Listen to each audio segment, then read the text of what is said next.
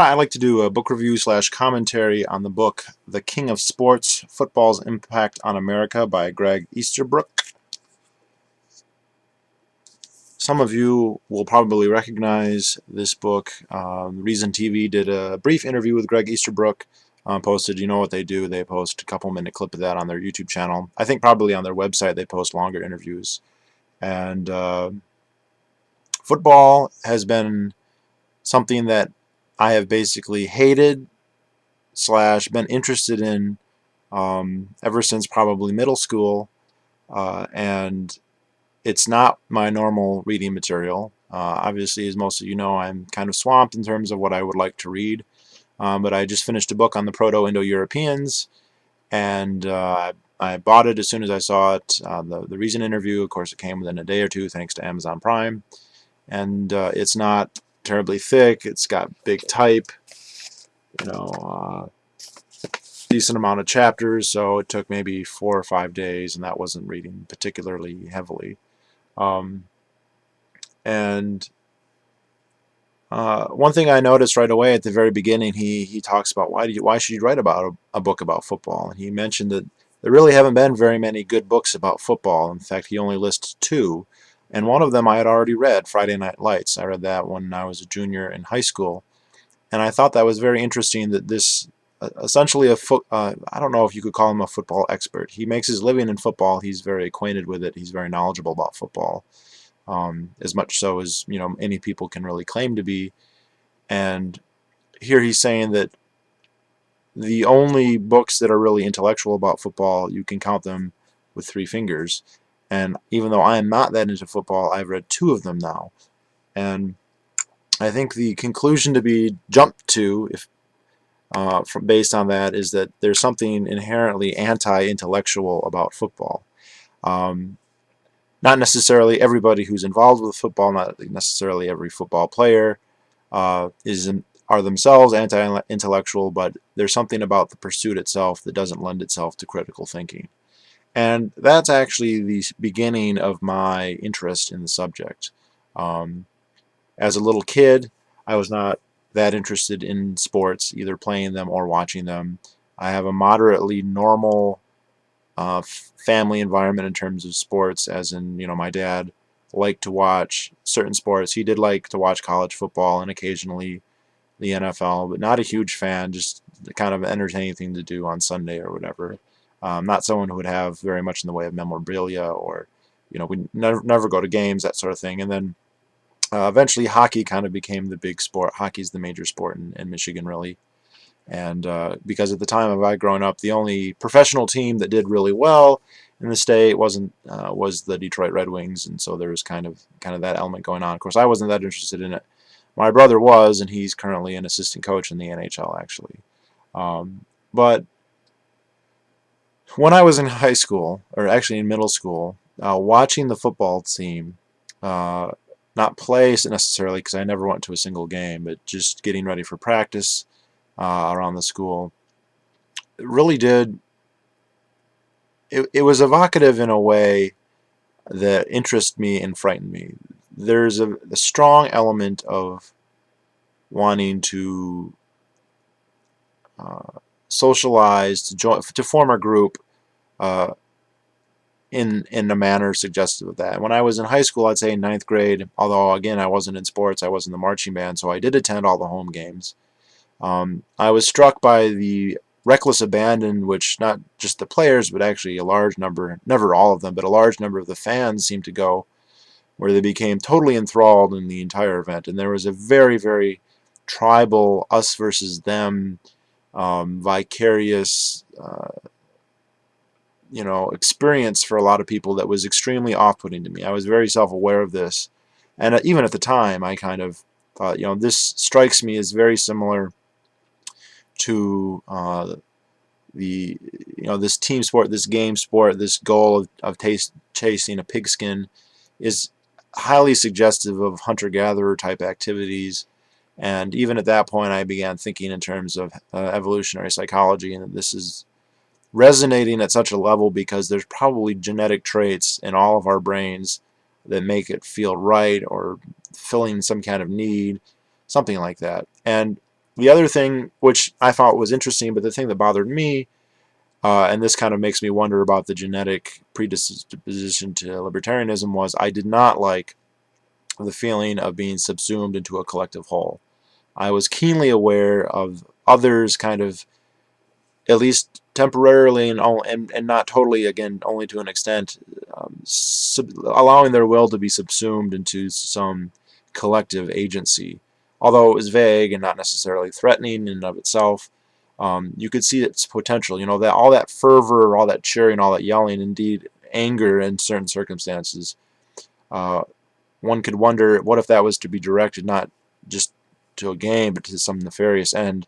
It would be quite potent and quite threatening. But just the feeling of subsuming to the whole. I mean, I had felt against that. Those are, um,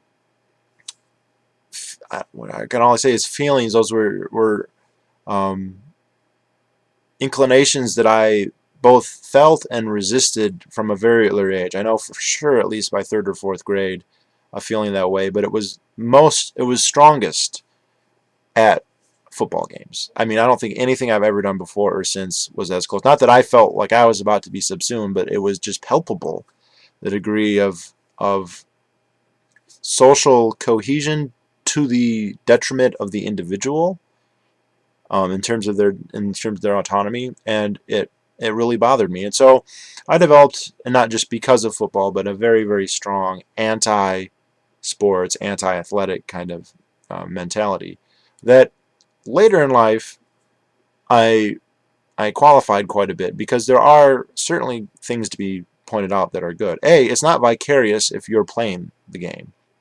You know, we can criticize bench watchers as much as we want, but and I just realized I'm not really reviewing the book so much. I'll do that in a second. Um, uh, as much as we want, but the people who are actually playing, uh, there might be other things we might say about them, but that they're living vicariously, probably not.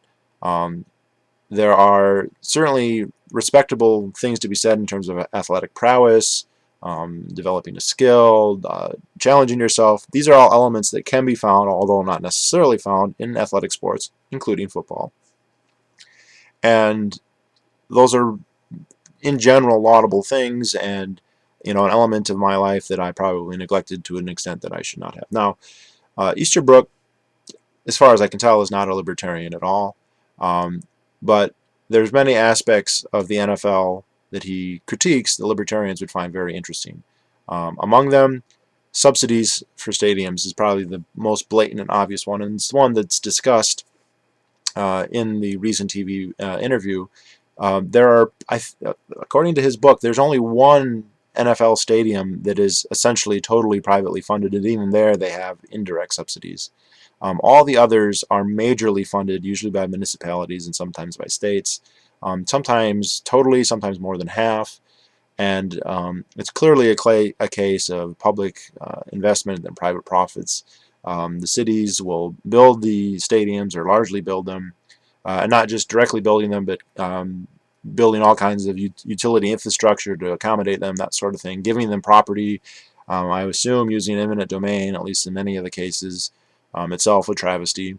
And then the revenues and profits generated by the sport, which are substantial, then go to the private holders. They're not distributed back to the taxpayers. Now, obviously that's repugnant to libertarians, although if we're going to get really down and dirty, I guess I would rather have the government spend money on stadiums than on bombs or NSA spying.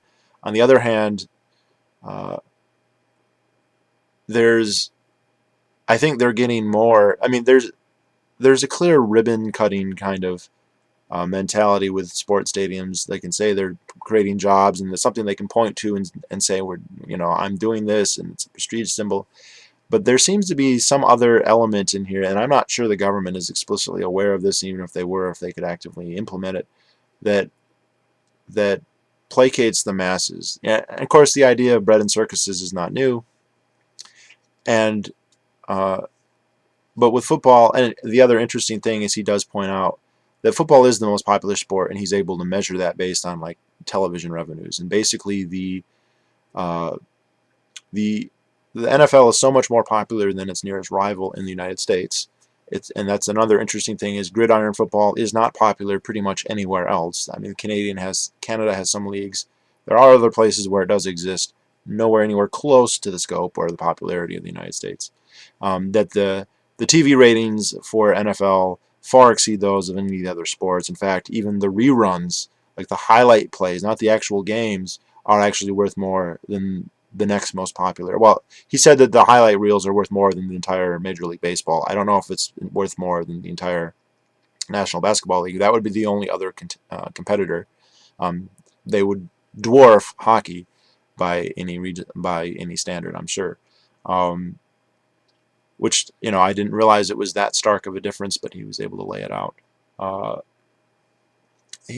Now, the subsidies to these places, repugnant as they are, that didn't strike me as kind of the worst element. The worst element, and I've thought this for a long time, is I can't help but imagine that if 10% of the intellectual effort that went into people analyzing, looking at, and thinking about football, or sports generally, but even just football, were just to go into thinking about politics or economics, I can't help but believe there'd be some major shift, perhaps even a revolution, depending on what you mean by that term, within a couple days. When I have seen people in the most serious scholarly way going over stats of every single team over all the history of the hours and hours and hours and hours that they'll watch ESPN nonstop, and not just about football, but especially football, and that they have no input, they make no aggressive effort to obtain knowledge about other topics, relevant topics, in terms of, and you say it's rational. I mean, I understand why people don't study politics because of rational ignorance, but you can't affect a football game or football team or the outcome by investigating it. Now, investigating the stats might help you if you're betting on it. I can understand that. So, like bookies who engage in this, I do understand that.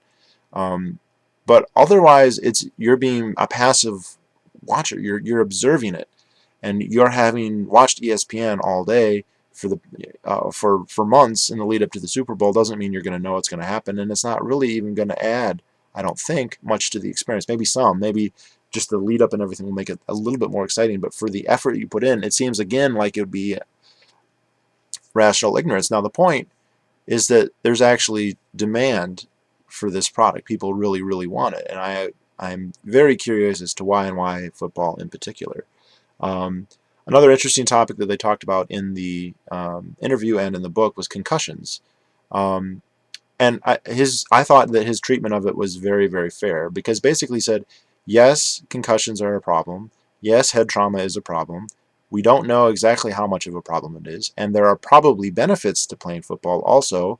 The number one killers of people are heart disease, and people who are in football often are healthy in that regard, and so that might actually off-put the brain trauma issues. But he said that the worst case scenario for the NFL, and this is something I'd never considered, is the prospect of liability for head trauma injuries, and actually other injuries as well. And it's not because of the NFL. The NFL has revenue and money. It has lawyers. It's able to navigate a litigious society very well. Not that it wants to, or not that it wouldn't cost, but it would be able to. Its great fear is that fear of concussions and the liability thereof would thwart high school and middle school and basically the younger non-professional aspects of the sport. If schools are worried that they could be sued for millions of dollars because Johnny dies of concussion, which does happen, although it's not particularly common, and they're more likely to die in the car ride to the game rather than at the game, and there are other sports that cause more concussions, like girls' soccer or cheerleading. In any event, they might cause the schools, for liability reasons, to stop having football. Now, this is where the subsidies to football are a little less obvious, but probably even more significant, because you basically have an entire youth league apparatus that is generating players, building skills, and creating fans. And that's what's necessary to support the big business that is the NFL. He also criticizes them for being a nonprofit. He makes points like, well, they don't pay taxes here, they don't pay taxes there. Fine. I'd rather the NFL had them, whatever however stupid, terrible I think they are, I'd rather they had them than the government. That doesn't bother me. It is interesting. Maybe it's hypocritical. It's certainly rent-seeking if they're not getting taxed and competing sports or leagues are getting taxed. But all things being equal, I'd rather they have it than the government. But this subsidy, and it's both at the high school and the collegiate level. I think the collegiate deserves kind of its own discussion. But is you basically have government public schools running a farm program for these NFL teams, a huge farm program. So they're able to select from the elite of the elite of the elite. And this kind of goes into one of Estabrook's main points, and one of the reasons I think I can respect him as a sports enthusiast over others. He has a degree of perspective that I think a lot of the people who like football and sports generally don't have. And that is, it's a game, it's a sport. There are interesting philosophical questions we could have about what the optimal kind of human person is, even if there is such a thing, and I don't think that there is.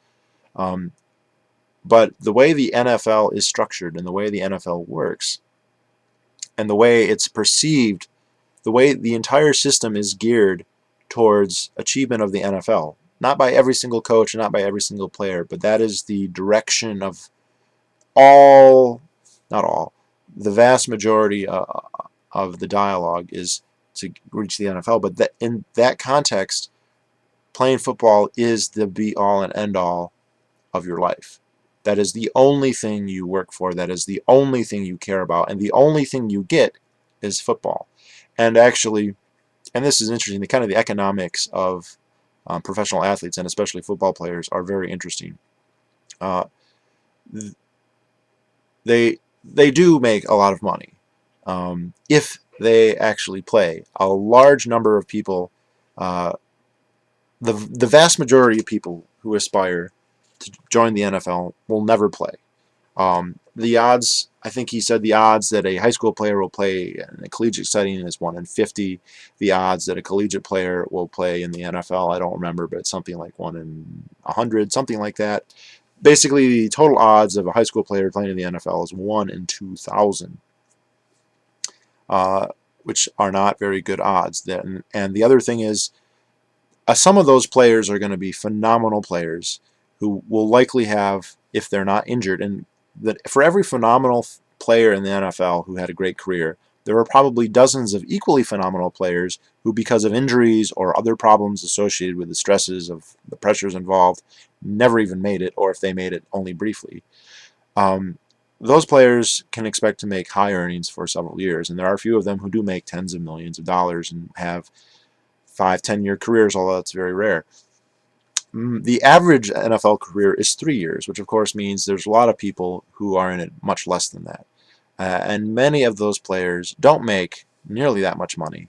Some of them make in the range of hundreds of thousands of dollars. When I read The Odyssey of Pat Tillman, and again this was over 10 years ago, he was making $250,000, $300,000 a year. He only played 2 or 3 years. That's not bad money. That's a good kind of startup.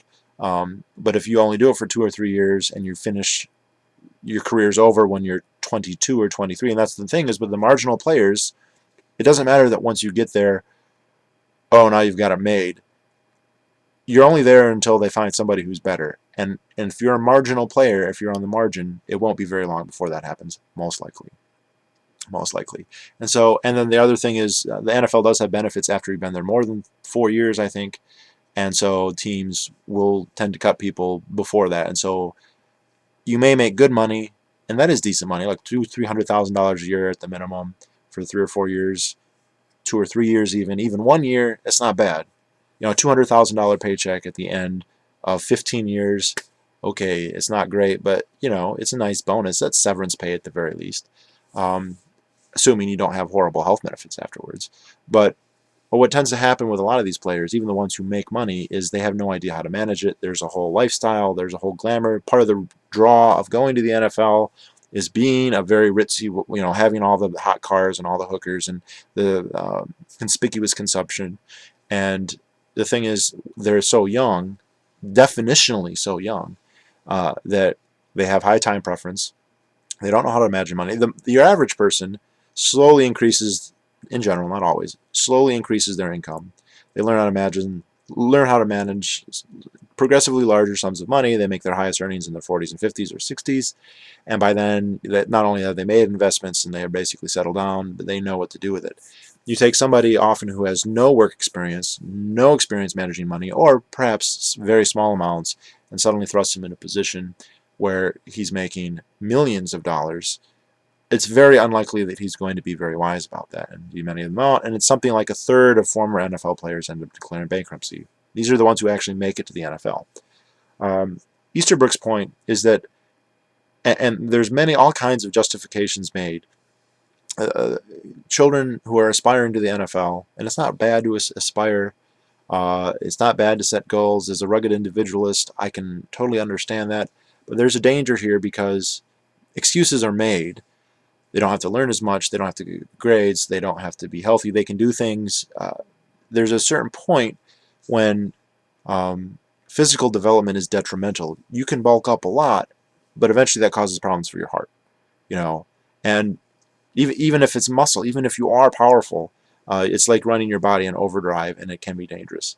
But the justification is, it's just so that I can play in the NFL. But if only 1 in 2,000 of them is going to be there, then that's statistically insignificant. The vast majority of them, it's not going to be about playing in the NFL, because they never will. And they are doing enormous damage to themselves and their prospects. So they don't even get that severance pay or that bonus check. They finish college or high school, and they have nothing to show for it, especially if they didn't educate themselves. Of course, the education in schools is different. I hate saying that. Of course, he believes in that, so he talks in those terms.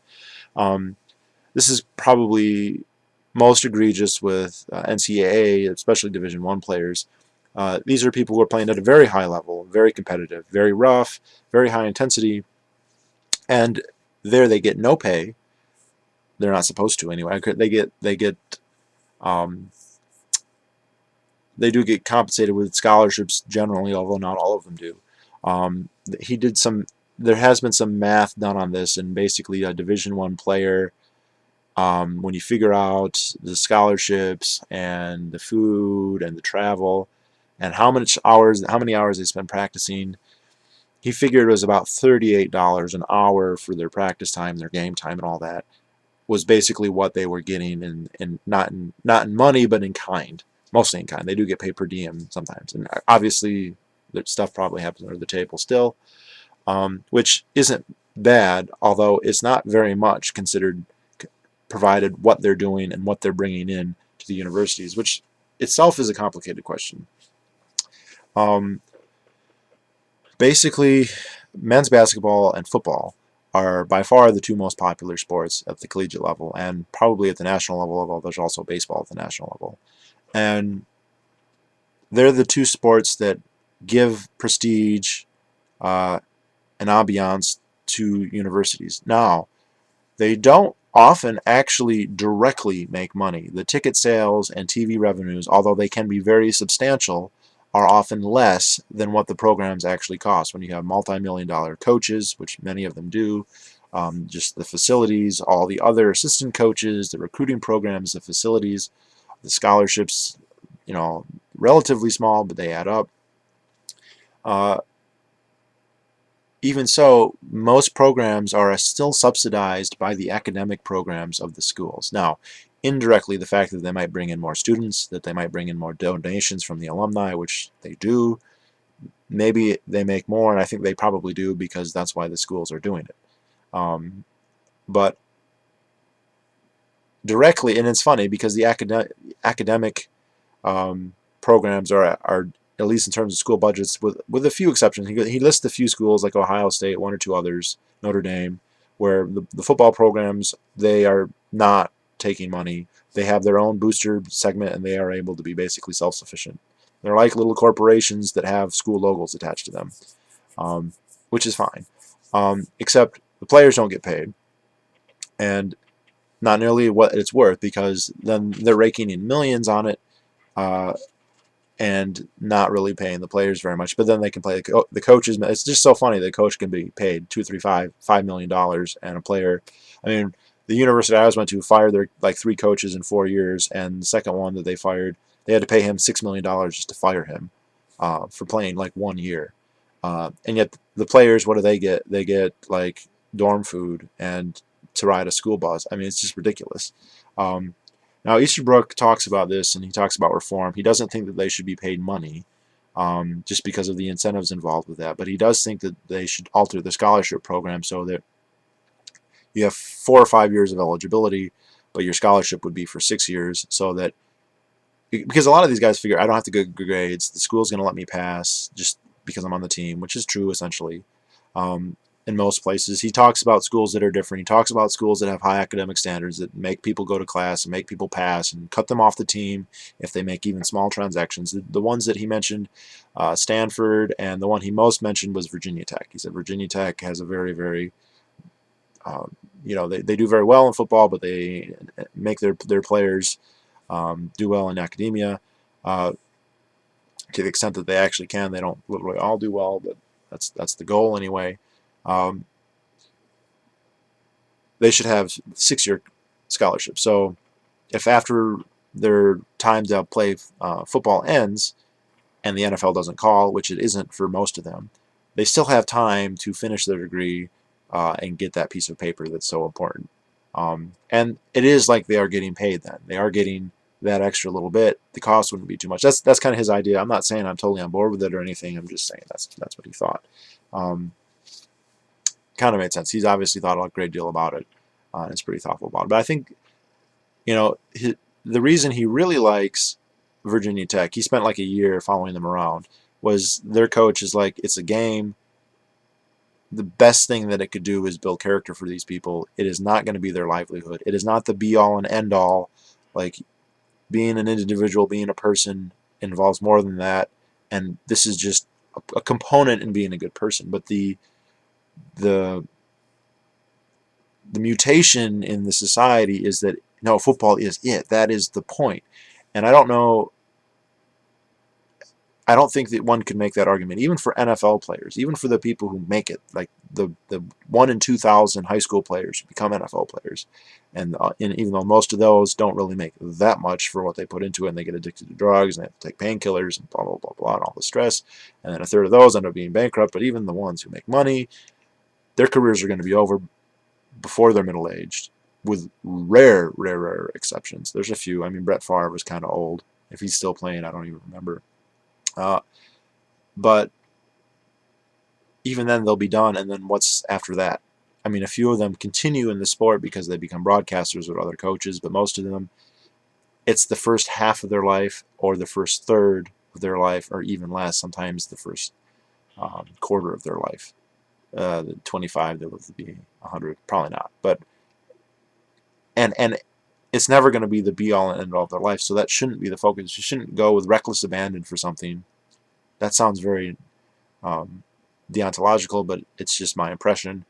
I don't offer that it has absolute deontological and normative weight, but that doesn't seem to make any sense. But from the point of view, and this is kind of where rent-seeking kind of comes in, from the point of view of the NFL, it's better if people see it that way.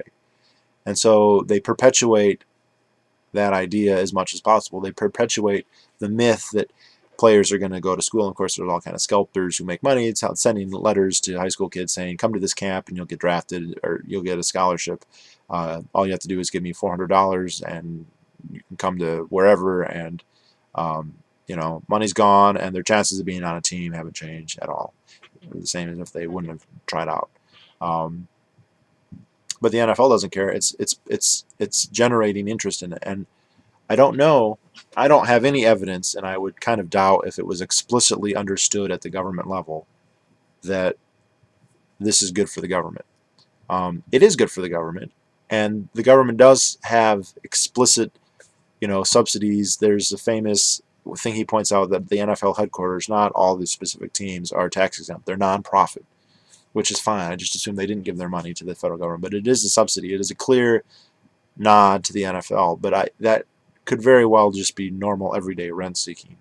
Uh, but I think it's more than that. Not that I think it's a conspiracy in that sense, but just it's understood that this is this is filling a need, a direction for people's frustration and angst and their intellectual capital and their passion, and it's being directed in a way where it's never going to be a problem for the government.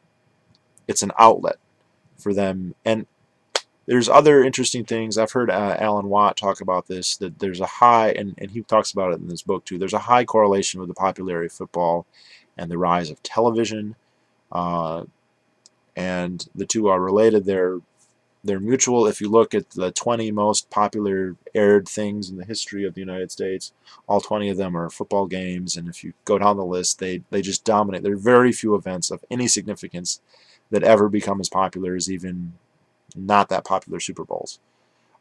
Never mind games and all. And like you said, the market value of just the after clips is substantial. It's almost $1 billion annually as of his writing. This book just came out, like a month ago, I think,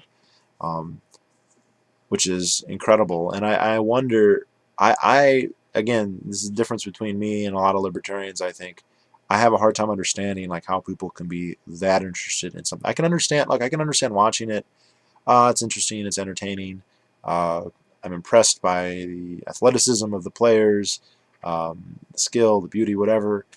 Maybe it's inspirational at some level. Of course, that's pointless if you don't do anything about it. It's one thing to be awed by someone's physical abilities, but then if you never do anything about it, then the fact that you are awed is completely meaningless. If you go out and start bench pressing and become an athlete, or at least physically better to yourself, okay, good. I wonder how many of the people who watch football games ever do that. I think it's probably a pretty small number. Why should they have to do that when they can get all this vicarious pleasure by just watching them? If you can watch good athletes, then you don't need to be one yourself. If you can see a sculpted Adonis body, then you don't need to have one yourself. Uh, Not perfect logic, doesn't apply to everybody, but there it is. Um, and it also might even be a little, well, I'm not going to be as big as that guy, so why even try? And you're probably right. I mean, a lot of these guys have genetic gifts. So I asked my brother about this, and of course he doesn't do football, he does hockey. I said, there's so many people who try so hard. What is it about the ones who make it?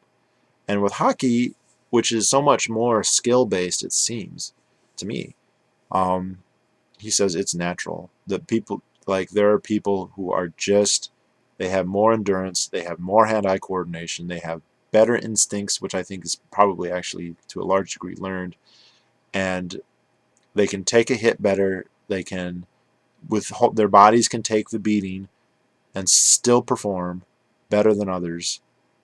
They're just faster and stronger, and a normal person, quote unquote, would have to do so much more preparation to compete that it's impossible. Not impossible, but practically impossible. And this is, and he knows. I mean, he's not a player. He was a player, but like he's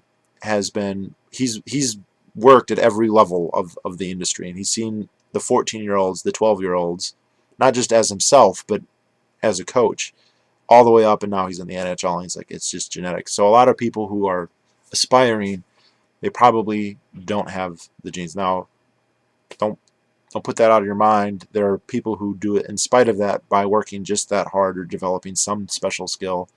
But your average person, the odds are extremely terrible. So, I don't know, it was an interesting book. Apparently, it's one of 3 books, the other one being Friday Night Lights, and the third, I don't recall, that are worthy football reads. I wish I could dispossess people of interest in it, but it's really hard. I mean, they take it very personally, and the computer just shut down on its own. That's probably the NSA. There we go.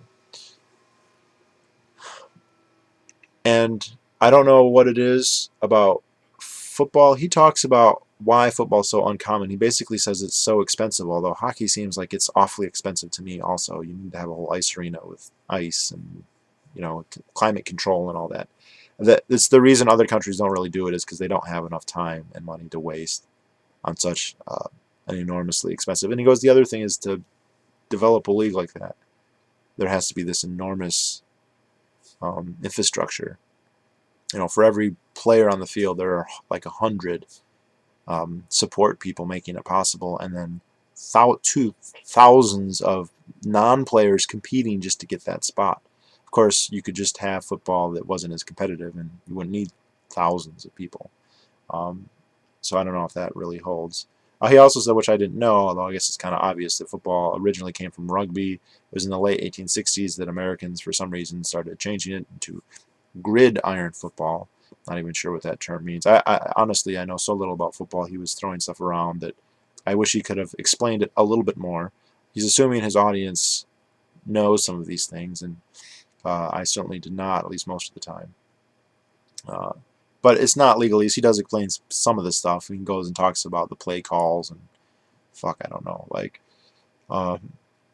So not a particularly libertarian book. It is very interesting from a sociological perspective.